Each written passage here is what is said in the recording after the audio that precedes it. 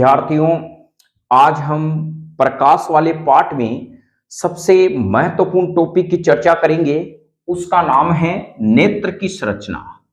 देखिए, नेत्र की जो संरचना है प्रिय मित्रों, वो इस बार परीक्षा में छपके रहेगी। एक ध्यान रखना, एक महत्वपूर्ण बिंदु और भी है, मानव में लिंग निर्धारण, उनका भी टॉपिक बहुत महत्वपूर्ण है।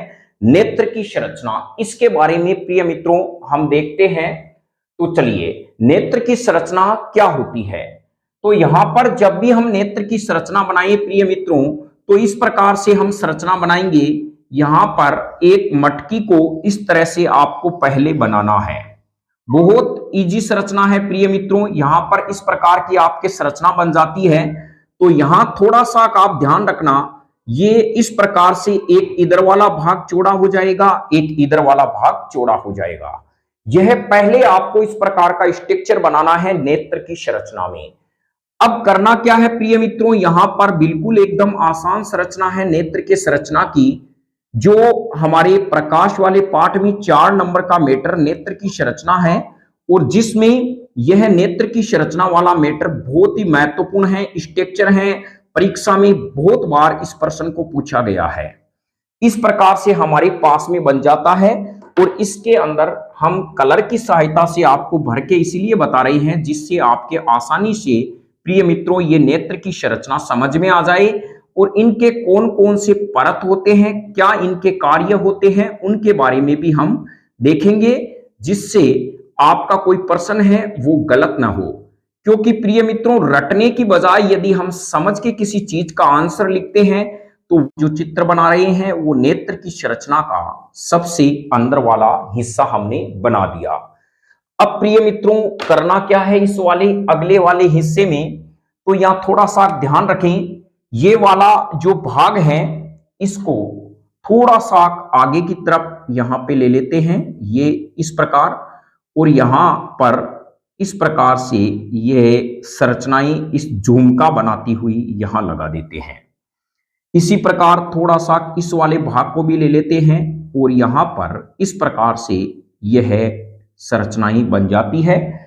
इनका संबंध होता है प्रिय मित्रों इस प्रकार से लेंस से।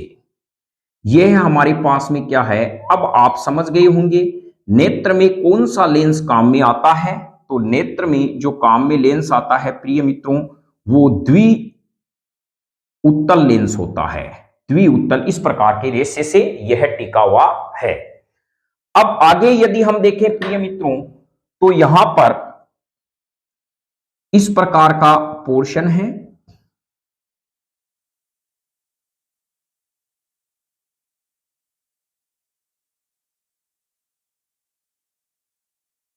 यह वाला भाग, फिर प्रिय मित्रों यह वाला भाग आगे आकर इस प्रकार से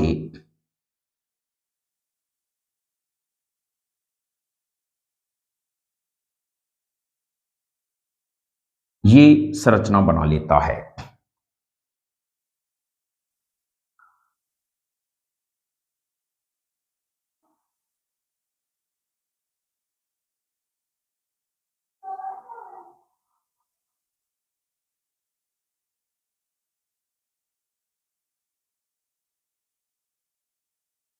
ये इस प्रकार से इसकी संरचना बन जाती है, यानी ये थोड़ा सा किसका,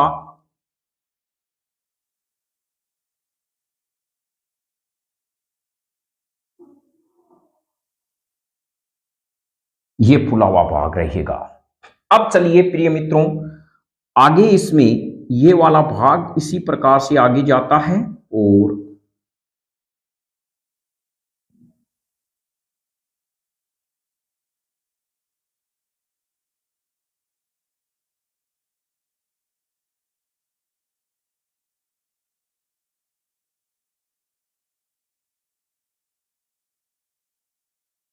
ये बन जाता है। ध्यान रखें, ये उभारनुमा संरचना इस लेंस के बीचों बीच होनी चाहिए, क्योंकि ये कॉर्निया है, ये वाला भाग कॉर्निया है, ये लेंस है। चलिए, इनके नाम आगे लिखते ही आप आसानी से समझ जाएंगे ये है क्या। तो इस प्रकार से यह ड्रू डायग्राम बनाने का मतलब है आपके आसानी से प्रिय मित्रों लेंस के बारे में यहां पर इस जो संरचना है नेत्र की वो समझ जाएंगे, क्योंकि जब हम हटके कोई चित्र बनाएंगे प्रिय मित्रों तभी हमारे मार्क्स आएंगे। तो यह हमारे पास नेत्र की संरचना। आगे प्रिय मित्रों इसमें इस प्रकार से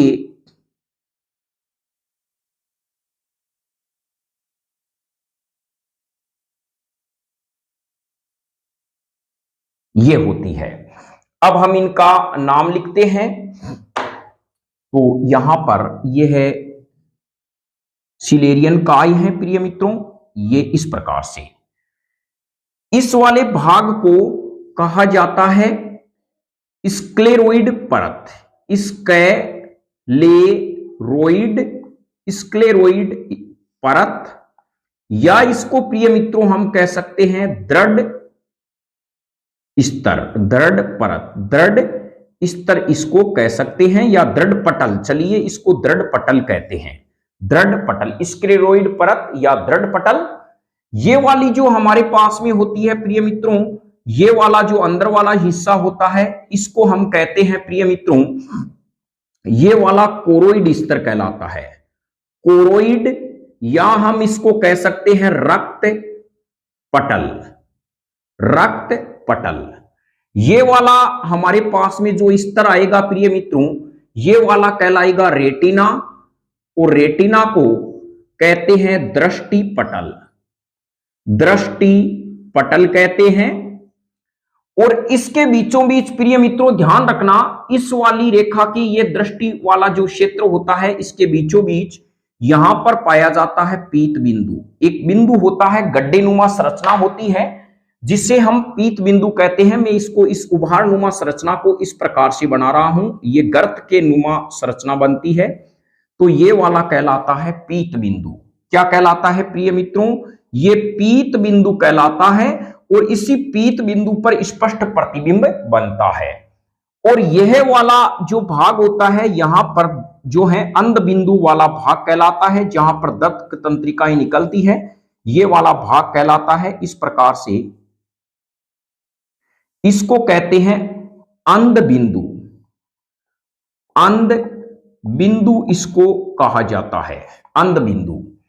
इसमें भरा हुआ होता है प्रिय मित्रों काचाब द्रव्य, काचाब द्रव्य भरा होता है, काचाब द्रव्य। और यहां पर प्रिय मित्रों भरा रहता है तेजोजल, तेजोजल भरा रहता है, तेजोजल। ये वाला भाग प्रिय मित्रों पीत बिंदु हो गया। ये वाला भाग कहलाता है लेंस, ये वाला लेंस कहलाता है। इस भाग को कहते हैं स्नायु, जिससे ये जुड़े रहते हैं। ये वाला भाग कहलाता है प्रिय मित्रों कोर्निया, कोर्निया कहलाता है। और ये वाला भाग पलके कहलाती है। क्या कहलाती है? ये वाली भाग कहलाती है पलके। ये वाला भाग कहलाता है, यहां पर जो होता है इस भाग को कहते हैं प्रिय मित्रों, ये जो उभे हुए भाग हैं इसको कहते हैं आइरिस, आइरिस, आइरिस कहा जाता है। और इस वाले भाग को कहा जाता है, ये जो आधार वाले भाग हैं इन्हें कहा जाता है सिलियरी काय, सिलियरी काय, सिलियरी काय कहा जाता है। तो यह नेत्र की संरचना है। मानव नेत्र की संरचना इस प्रकार से होती है। इसका वर्णन देखें प्रिय मित्रों, तो इसमें 3 परतें बनी हुई होती है। सबसे अंदर वाली परत को, यानी सबसे बाहरी परत है, वो कहलाती है दृढ़ पटल। और यह पटल जो होती है प्रिय मित्रों, यह बाहर की तरफ उभरी हुई रहती है और किसका निर्माण करती है? कोर्निया का निर्माण करती है। फिर हम कहें कि दृढ़ पटल के बाद में आती है रक्त पटल। इसमें रक्त कोशिकाएं पाई जाती है, रक्त पटल होता है, रक्त कोशिकाएं इसके अंदर पाई जाती है प्रिय मित्रों। और यह जो पटल है वो आइरिस का निर्माण करती है। और इसी तो 3 स्तर से बनी हुई होती है। नेत्र में सबसे बाहरी भाग जो होता है वो प्रिय मित्रों दृढ़ पटल होता है। क्या होता है? दृढ़ पटल होता है। ये क्या करता है? नेत्र का सबसे बाहरी भाग होता है, जो नेत्र का बाहरी आवरण बनाने के साथ साथ ये इसको सुरक्षा प्रदान करता है, यानी हमारे नेत्र गोलक को आकार देता है और सुरक्षा देता है। इसका बाहरी भाग रूपांतरित होकर कोर्निया का निर्माण करता है। और यह कोर्निया करता क्या है प्रिय मित्रों, यह प्रकाश की किरणों को लेंस पर केंद्रित करता है। क्या करता है, लेंस पर केंद्रित करता है आने वाली प्रकाश की किरण को। और ध्यान रखें, कोर्निया वही भाग होता है जो नेत्र प्रत्यारोपण के समय केवल कोर्निया का ही प्रत्यारोपण होता है। फिर दूसरी परत आती है प्रिय मित्रों, रक्त पटल आती है। यह रक्त पटल जो दूसरा स्तर है, इसमें रक्त केशिकाएं पाई जाती है। और यह जो भाग होते हैं वो आइरिस का निर्माण करते हैं।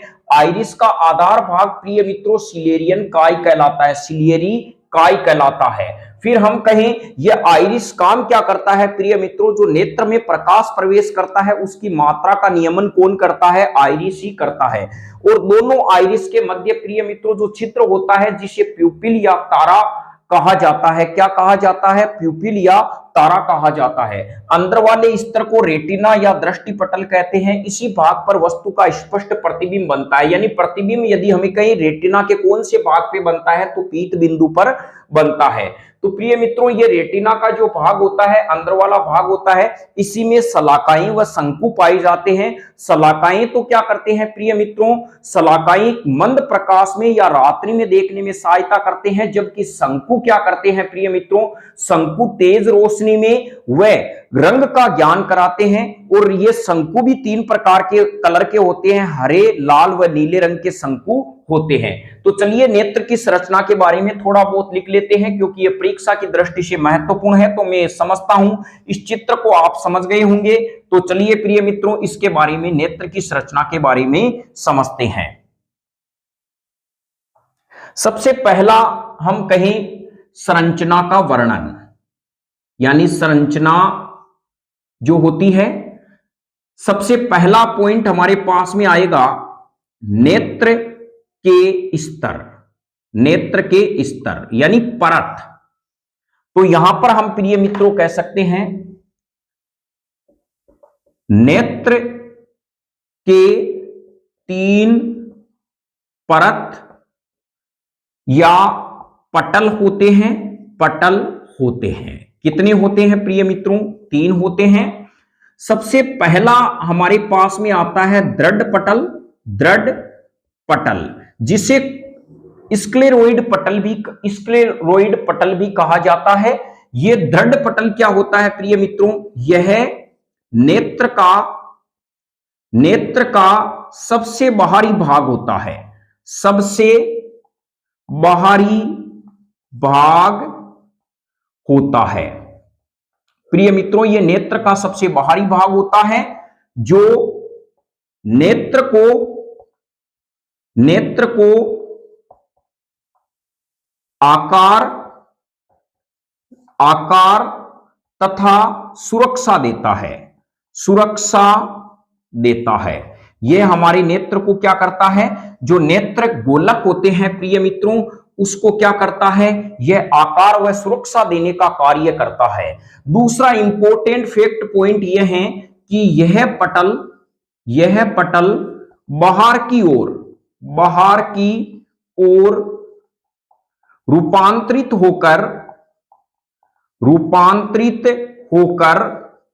होकर कोर्निया बनाता है। क्या बनाता है प्रिय मित्रों, कोर्निया बनाता है। अब देखिए कोर्निया क्या काम करता है, यहां पर हम यह कह सकते हैं कोर्निया बनाता है। इस पर हमारे प्रश्न आ सकता है प्रिय मित्रों कोर्निया होता क्या है। तो चलिए कोर्निया के बारे में देखते हैं। तो मैं उम्मीद करता हूं इसके बारे में पहला फैक्ट आप समझ गए होंगे दृढ़ पटल के बारे में। तो इसी में कोर्निया लिख देना, कोर्निया। प्रिय मित्रों कोर्निया क्या करता है, यह आने वाले प्रकाश की किरणों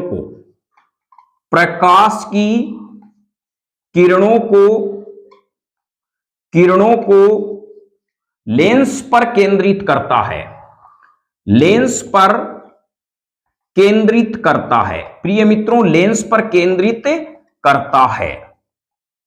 दूसरा हम कह सकते हैं कि यह भाग ही नेत्रदान में, यानी नेत्र दान में काम आता है, जो नेत्रदान होते हैं, नेत्रदान में काम आता है, काम आता है। तो ध्यान रखें प्रिय मित्रों, नेत्रदान के समय कौन से भाग का दान किया जाता है? केवल कोर्निया भाग का ही दान किया जाता है। यह आने वाले प्रकाश की किरणों को प्रिय मित्रों लेंस पर केंद्रित करता है। दूसरा यदि हम देखें तो दूसरा आता है प्रिय मित्रों, नेत्र का स्तर आता है रक्त यानी रक्त पटल। बी हमारे पास में आता है रक्त पटल। चलिए ये पटल क्या है? यह मध्य स्तर है, मध्य स्तर हैं जिनमें रक्त कोशिकाएं पाई जाती है। प्रिय मित्रों, रक्त कोशिकाएं पाई जाती है,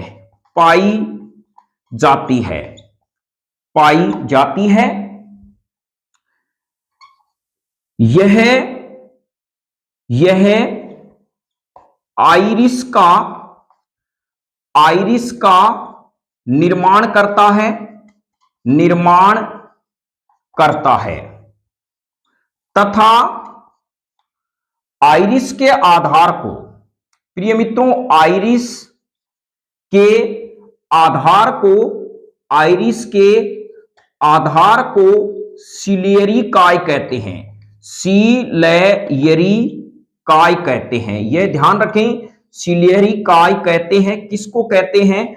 आइरिस के आधार भाग को सिलियरी काय कहा जाता है। रक्त पटल किसका निर्माण करता है? आइरिस का निर्माण करता है। और हम यहां पर ये देखें प्रिय मित्रों, यानी आइरिस के मध्य वाले भाग को क्या कहा जाता है? पूतली या तारा कहते हैं। तो यह भी इंपॉर्टेंट है प्रिय मित्रों, आइरिस के मध्य भाग में जो दोनों आइरिस होते हैं, इस प्रकार से आइरिस के मध्य भाग में पाए जाने वाले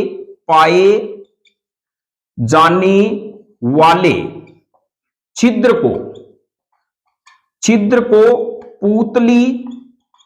पूतली या तारा कहते हैं। प्रिय मित्रों, क्या कहते हैं? पूतली व तारा कहते हैं। यह ध्यान रखें। और इंपॉर्टेंट प्रिय मित्रों बात ध्यान रखना, आइरिस नेत्र में प्रवेश करने वाले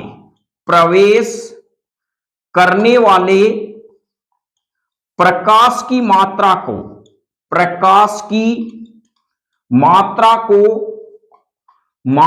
को नियंत्रित